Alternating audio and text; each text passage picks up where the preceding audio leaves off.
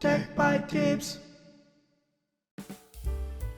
Hello and welcome to another Tech by Tips video. This video is a follow-up from the previous video. Previous video was basically a little bit of a theory of how the BitTorrent protocol and the DHT protocol work, and in here we're going to be covering an application that is an open source application that you can use to basically build your own private torrent indexer, and we're going to be covering how to set that up in our NAS. Why are we doing that? If you remember the previous video, I was talking about private trackers or private torrent indexing sites. You know that usually they're very famous because, you know, the torrents that they host have people that are hosting the torrents, and they tend to be alive after a long time.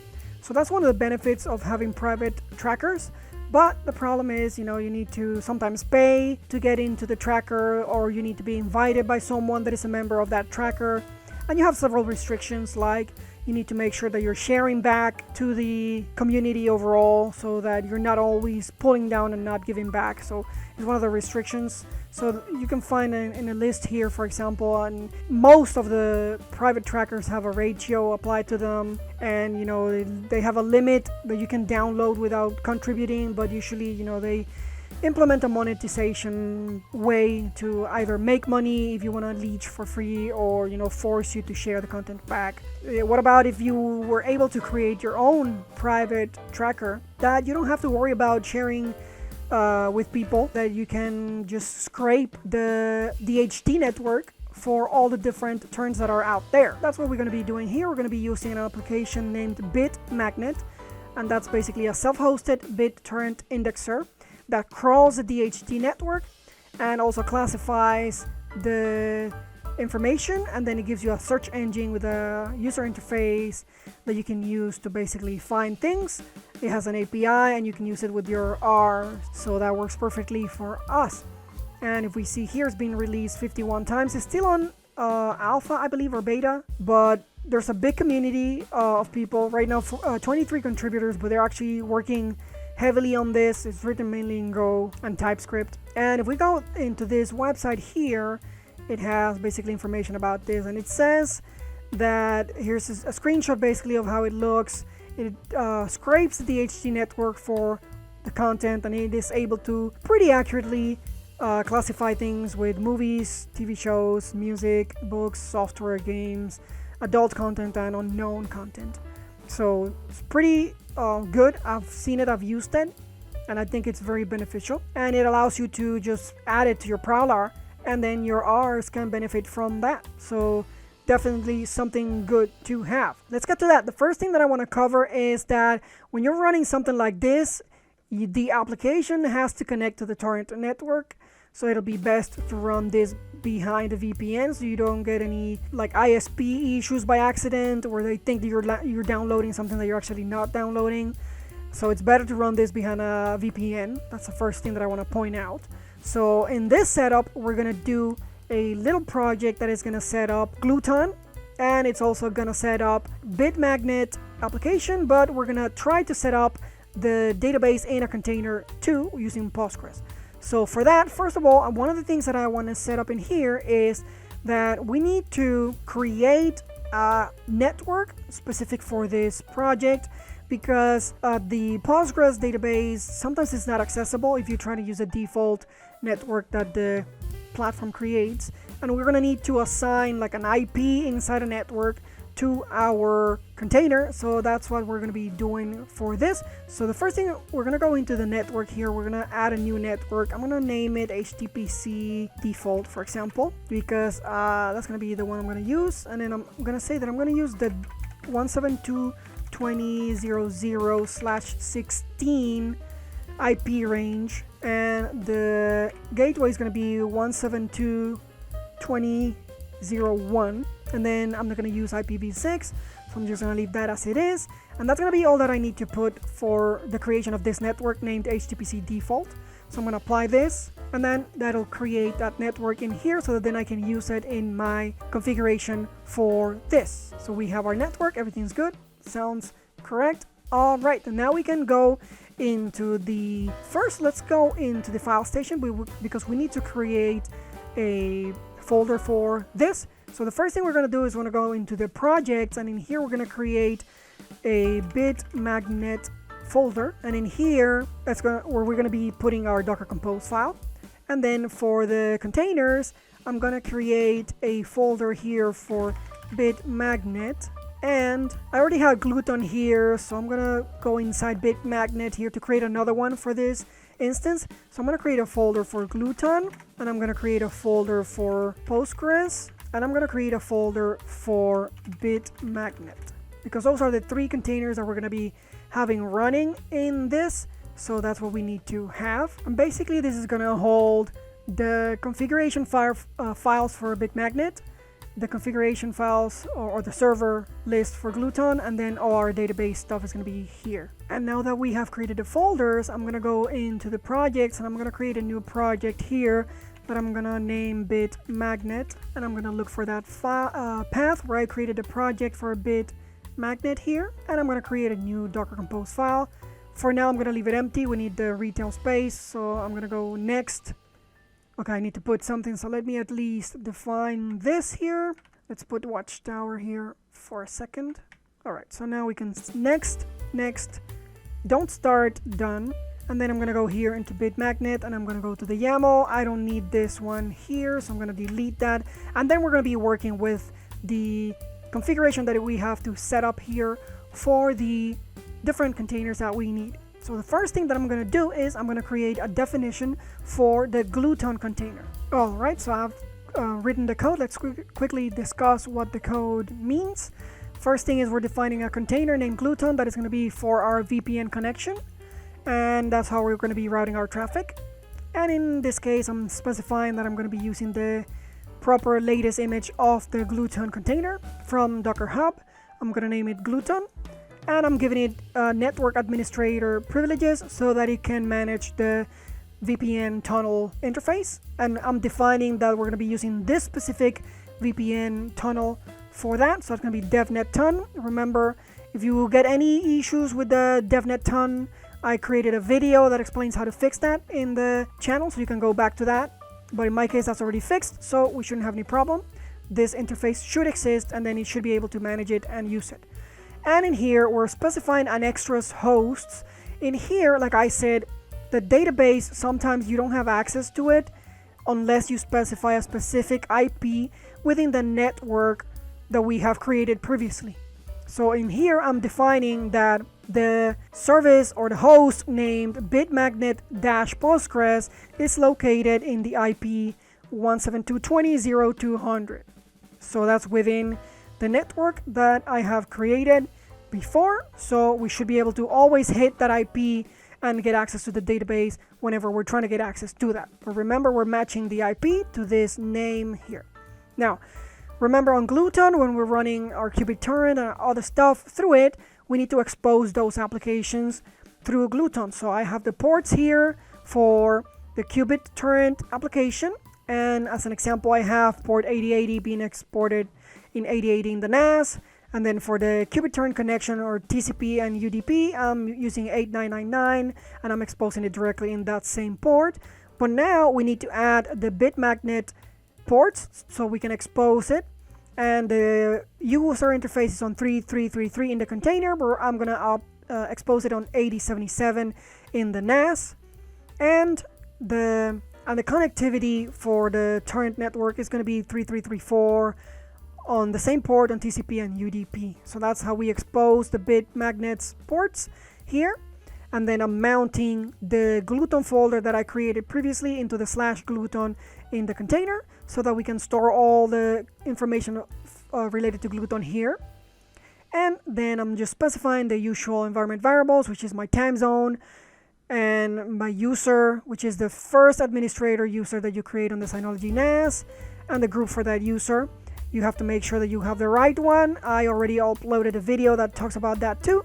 So if you don't know, you can go search for one that says answers to the common questions in the Rs setup. You'll find it there. And I want the server list to update every day. So that's why I put 24 hours here. And then in here, I would define the VPN provider that I'm using. In this case, I'm going to be using private internet access. So you use this configuration for OpenVPN. you have to put your username and your password and then the region that you want it to connect to. So that's what you put in here. And then in here on the network mode, I'm saying that I want it to connect to the HTTP default network that I created previously, and I want the container to restart unless I stop it manually. So that's how we set up the first container, which is the Gluton container. So now the next thing that we're going to be doing is setting up the BitMagnet container and also the Postgres database for the BitMagnet. So give me 1 second to copy all of that code in here. Alright, and now in this case we're defining a BitMagnet container, which is going to be the number 2A in this group, and that's going to be the private torrent indexer. And we're going to say that we're going to be using the image that is located here. It's going to be the latest version of BitMagnet. I'm going to name this container BitMagnet, and I'm going to assign the user 1026-100, which is the first administrator of the box, and that's going to allow it to do all that it needs. And you could also define it down here, so you figure out which one works for you. And for now I'm going to start with this one. If it doesn't work, then I'll switch to the other one. And then since we're exposing everything through the VPN, I'm not going to enable this. We don't expose anything directly here, so that's why this is commented out. Then for the environment variables, again, I have the time zone, and then I have the name of the host that I specified for the database. Remember, I put that in here, which is BitMagnet Postgres. So it's the same name. And then I'm going to specify a password for the Postgres database, which is Postgres. And I'm going to say, you have the option here if you want to use the movie database to basically give you populate details about the movies that it finds. So it is able to pull like the details and the image of the cover and stuff like that. If you want to use that, then you put true and then you put your API key. If you don't want to use it, then you just put it to false and don't set this. So that'll be the case. And then in here for the volumes, I need to mount the BitMagnet folder here for the configuration. So let's go back here into BitMagnet, copy this here, and that's what we're going to be using for that. So it's going to store all the configuration for the BitMagnet application into this folder, which is this one that I've created. And then we say run all the workers, and we want this on the network mode to be running through Gluton, so that's why we specify run on the service name Gluton. And we say that this has a dependency on the BitMagnet Postgres database. That's the other container. So we don't want to even try to start this container until we know that this other container is healthy. So meaning running properly. And again, we want to restart this only if unless we stop it. So now for the database, we're going to define another container here that is going to be running that database. And we're going to name it BitMagnet Postgres to the service. And we're going to be using the Alpine Postgres image. I'm going to name it BitMagnet/DB. And again, we need to look for that folder for Postgres. So let me copy this here. And I'm going to put it here as the location where we're going to store all our database stuff. And that's going to be storing all our database there. So if our container crashes and we need to rebuild it, it has everything as we had it before. Again, I'm specifying here the time zone, the user of the administrator and the group for that, the password that I specified here for the database to connect to, and the database name is going to be BitMagnet, and the user for the database is going to be Postgres. And then we're going to do a health check on this, making sure that the Postgres is ready. And basically, once we're able to validate that it's running, then everything's going to be good. And here we're specifying some other restrictions on the memory. And then this is an important thing where we're saying run on the network that we created before, but use the appropriate IP address here that I have specified to be used in Gluton. So we need to make sure that this matches. And then restart this container unless I have manually stopped it. And then we want this whole project to run on the network that we created named HTTP default. And we're going to mark this as an external network.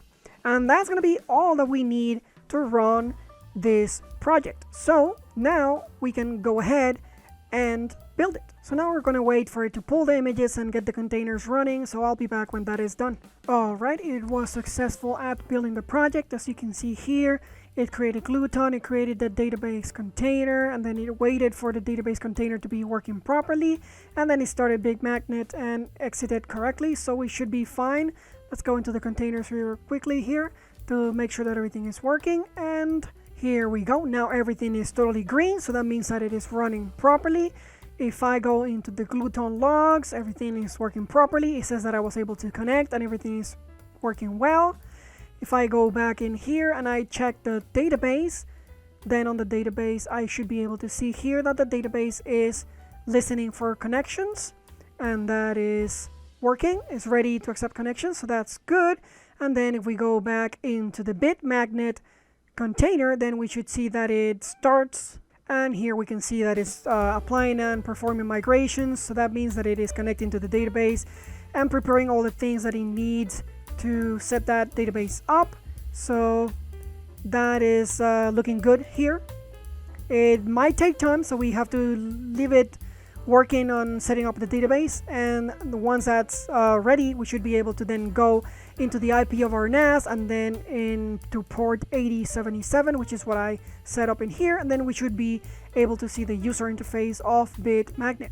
Alright, and I have refreshed because I saw here in the logs that it says that everything was migrated properly, and then it was looking for the bootstrap nodes. Remember, we discussed this in the previous video. So it is connecting to the different networks that are using DHT, and it was able to connect to some of them, and then it's trying others. And when I go into the user interface here and I refresh, then I see that it is working. Now it takes a little bit of time for the BitMagnet application to start receiving torrents from the DHT network, so about a minute or two. So let's give it a little bit of time and then come back and refresh here the user interface, and we see what it finds. And here we go. It's been about a minute or two, and now we see that it has started finding things on the DHT network. We have 100 torrents so far, and out of those 14 are movies. If I go into here, I can see the details here about them. Let's say, for example, I go down and click on Those Who Wish Me Dead, and here we go. In my case, I have specified the movie database API, so it was able to pull the image for this, and it was able to give me the details of this specific movie. So that's the benefit that you get by enabling the movie database integration. And as you can see, you can get your magnet link from here, and it works fine. It tells you details about it. For example, it's 1080p in English and all that stuff. So that's looking good. We also have TV shows that it found. For example, here it has music stuff that it found. It has ebooks that it found, comics, and other extra stuff. It has a lot of unknowns, so don't be surprised if you have a lot of unknowns. That just happens because it was not able to basically identify what that content was from the database of hashes and stuff that it has and it works with. But that's okay. I mean, it is working properly. That's what we needed. And as you can see, now you have your own version of private torrent tracker or indexer, and that's relying entirely on the DHT network, so it's free, and you can now connect this to an application like Prowlarr. Once you have it in Prowlarr, it becomes basically another indexer, and then you can sync from Prowlarr to the Rs, so to Sonar, Radar, etc. So that's what we can do next. Let's go into the IP of our NAS, but on the port of Prowlarr. So here I am in the application, and then I can say Prowlarr for my lab, and then here we have all the different indexers that I currently have set up. If I want to add my BitMagnet in here, I go into add indexer, but then I'm going to be looking for a very specific type of indexer that I can add here. So I'm going to be searching for something that says generic TorSnap. So it's a new snap-like API for torrents. So we select this one here, and then when we select it, then we can specify here that this is going to be our BitMagnet, and then we enable it, and then we can say that the URL for this is going to be HTTP, and then the IP of our NAS, in my case, is that. And then we're going to put the port that we specified for the BitMagnet application. But in here, we have to specify the /torsnap, which is the endpoint that BitMagnet has set up for you to be able to request stuff from it. So we put that in there, torsnap with a Z. and we don't need to specify an API key. And then we can go down. Basically, we don't have to set anything up here. Maybe if you go into advanced mode, you can define a priority for this. So you want it to be pretty, top priority. So like number 2, let's say. And then we can test, and it should be able to get a response from the application. And there we go. It says okay. So then we can save this. And now the BitMagnet instance that we're running privately becomes a private indexer for our R's, and it works amazingly well. So I highly recommend that you do this, because it relies on nothing but the DHT protocol that we've discussed in the previous video on the BitTorrent protocol. So you don't need to pay any person to give you a list of magnet links or torrents to access your content. It'll pull everything out of the peer-to-peer network that is available to everyone. So that's how you set it up in Prowlarr. Now Prowlarr can sync all of that to our different applications, and then it's going to be accessible to our applications to use it. Let me go back into the application, and as you can see, in a few minutes it has already found 1,000 torrents. So this is a very useful application, pretty snappy, it scans pretty fast. So yes, add it to your suite of R's, because this is going to make you enjoy it even more. And yeah, that's going to be it for this video. I hope you like it. Remember, if you like the video, hit the like button, subscribe to the channel if you have not done so. It helps us grow, and that's very important. Remember also that you write comments in the comment section below. I try to help you out. I try to respond to you as soon as possible. And I create these videos because it's stuff that I hear from you that you want to see. Again, I'm not monetizing the channel. You should have not received an ad when you started watching my video. And I'm doing that on purpose. I don't want to bombard you with ads. But that also means that I'm not making money from this. So if you want to support me, feel free to donate using the link in the description below on PayPal, or you have a Bitcoin address that you can donate there too. I'll really appreciate it, because then I can focus more on the channel and probably release even more often, and that'll actually help me out to focus on the channel. So that's gonna be it for this one. I hope you like it. I'll see you in the next one.